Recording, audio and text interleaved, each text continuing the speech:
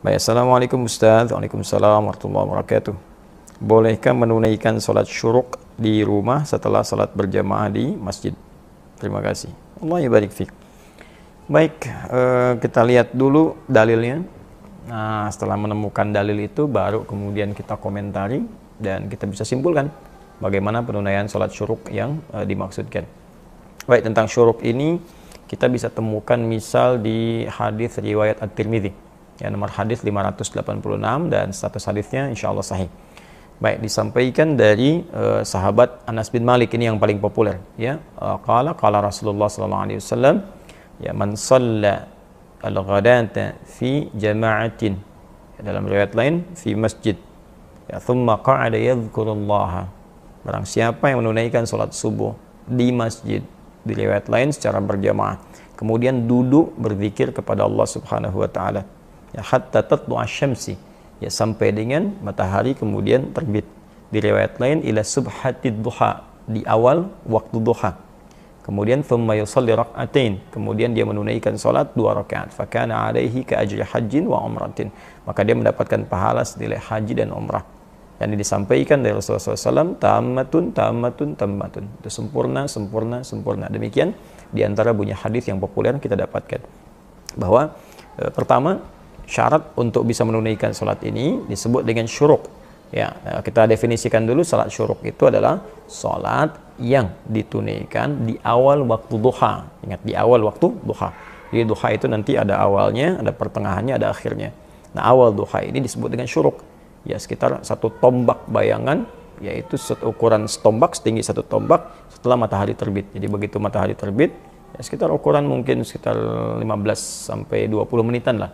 Ya, 15 sampai 20 menitan. Sekarang alhamdulillah teknologinya sudah bagus. Jadi dari waktu subuh itu sudah ada ukuran, terus diukur bahkan di beberapa jam tertentu itu sudah ada waktu syuruknya. Jadi jamnya memberikan isyarat syuruk gitu ya. Ya, kurang lebih kalau dari subuh itu mungkin sekitar 1,5 jam lah amannya. 1,5 jam itu dari subuh. Jadi kalau sekarang subuhnya misalnya 4.33 untuk waktu Bekasi, ya kita ambil mungkin sekitar jam 6 ya. Jam 6 lewat 3. Nah, itu waktu yang paling mungkin bisa sesuai dengan waktu syuruk untuk kondisi saat ini. Tentunya menyesuaikan dengan perubahan-perubahan waktu. Jadi kita simpulkan syuruk adalah salat yang ditunaikan di awal waktu duha. Disebut dengan syuruk atau isyraq, ya, bisa disebut juga dengan isyraq. Syuruk itu posisinya, isyraq itu naik mataharinya. Setelah terbit bergeser sampai bayangan 1 tombak.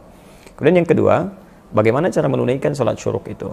Dalam hadis disebutkan, ya man shalal ghadata fi masjid atau fil jamaah, siapa yang menunaikan salat subuh di masjid. Jadi yang pertama ditekankan itu di masjid, salatnya mesti di masjid.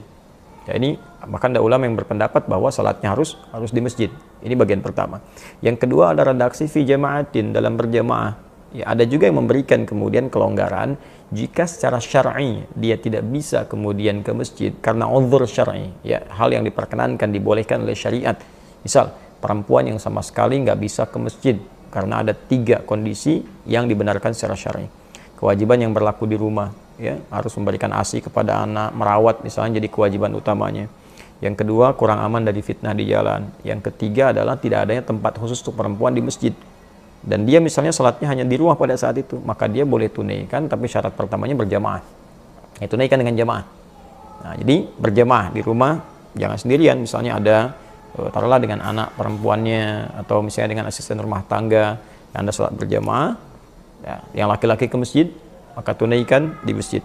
Nah, setelah selesai menunaikan sholat ini, kemudian thumma qa'ada yadhkurullah, nggak langsung pulang, duduk di situ berzikir kepada Allah Subhanahu wa taala, duduk.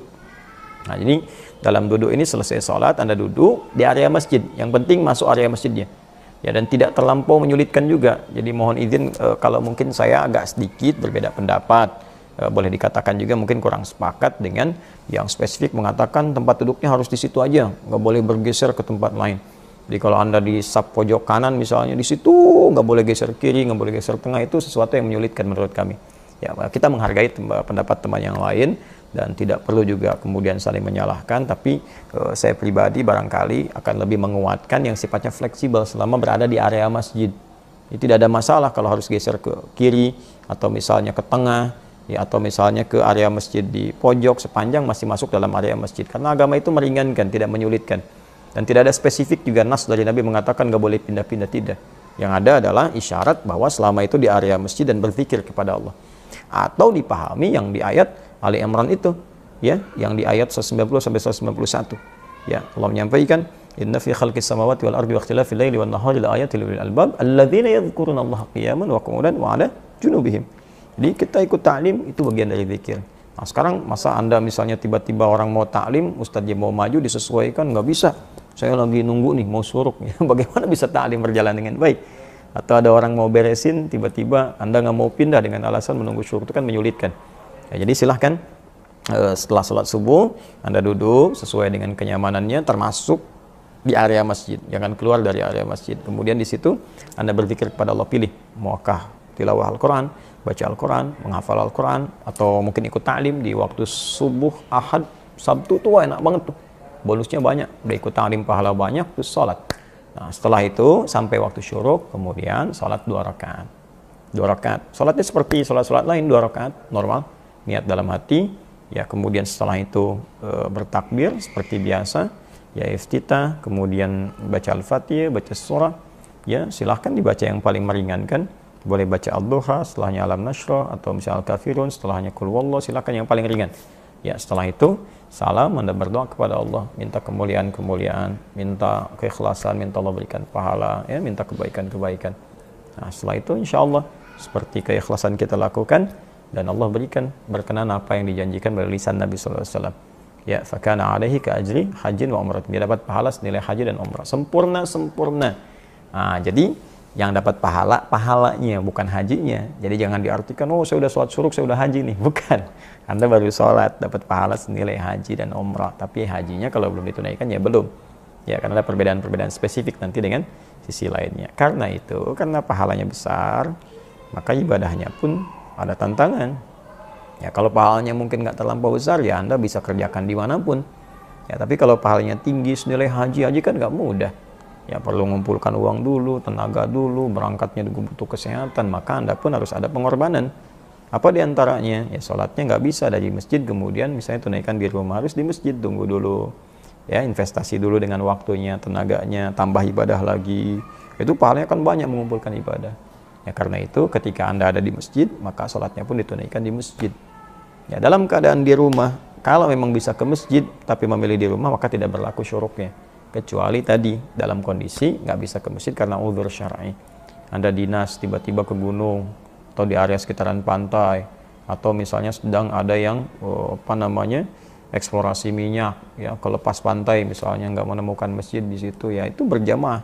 Itu yang dimaksudkan, ada redaksi hadis yang lain mengatakan, fi jama'atin, selama berjamaah karena uzur syar'i tidak ke masjid. Saya kira itu untuk saudara kita. Semoga Allah berikan kemuliaan, dan semoga Allah Subhanahu wa taala juga membimbing kita untuk istiqamah di dalamnya. Terima kasih Mas Muhammad Riza. Wallahu taala alam bisawabnya. Allah yang Maha tahu mana yang paling benar. Kalau ada pendapat ustaz yang melengkapi, kita ambil. Nah, tapi juga saya ingin ingatkan bahwa kalau ada kesempatannya, ambil. Kadang-kadang ada yang lupa. Ya, misalnya ikut taklim dari Sabtu, Ahad, begitu selesai pas syuruk pulang, sayang. Atau ada yang ngobrol-ngobrol. Ya, ngobrol memang nggak dosa, nggak dilarang, cuman pahalanya ya sayang aja nggak dapet. Ya, zaman Nabi pernah ada demikian. Jadi ada seorang tabi'in pernah bertanya kepada sahabat Jabir. Ya, pertanyaannya sangat menarik. Itu ada di hadis Muslim nomor hadis 670. Ya, ditanya apakah Anda pernah menemani Nabi SAW? Ya, maksudnya menyaksikan sholatnya Nabi. Spesifik lagi tentang sholat syuruknya Nabi. Ya, kata beliau, saya sering menemani Nabi SAW. Ya, artinya mengikuti Nabi lah, ya, beraktivitas terutama sholatnya. Dan beliau melihat bahwa kebiasaan Nabi itu pada subuh itu nggak pernah keluar dari tempat beliau sholatnya. Ya, artinya beliau di situ berzikir kepada Allah sampai tiba kemudian terbit matahari. Ketika terbit beliau sholat 2 rakaat. Ketika meninggalkan tempat sholatnya itu, beliau menyaksikan beberapa kalangan sahabat sedang duduk ngobrol tentang mengenang masa-masa mereka di jahiliyah. Ya, kalau kita sedang canda gurau sampai mereka ada yang tertawa. Ya, ada yang tertawa canda. Apa respon Nabi? Nabi senyum aja. Senyum itu indah sekali Nabi. Ya, nggak marah-marah misalnya atau apa, tidak. Nabi mencontohkan dengan praktek sehingga orang bisa melihat kenapa Nabi duduk terus setelah itu sholat. Terus orang nanya, ada pahala besar loh gitu. Ya kan kita tidak harus mesti nyalahkan orang atau kita harus mesti misalnya mohon maaf ya, mohon maaf bersikap kasar pada orang. Kalian apa begini, tidak. Berikan akhlak yang baik. Contohkan, mungkin kita salami, Masya Allah, apa kabar, Assalamualaikum, kayaknya ramai nih ngobrolnya. Iya, baik, saya pamit dulu ya. Kalau nanti sempet jangan lupa ya, syuruk pahalanya banyak gitu. Nah itu akan lebih baik gitu, lebih istimewa. Saya kira itu, semoga Allah muliakan. Mohon maaf. Assalamualaikum warahmatullahi wabarakatuh.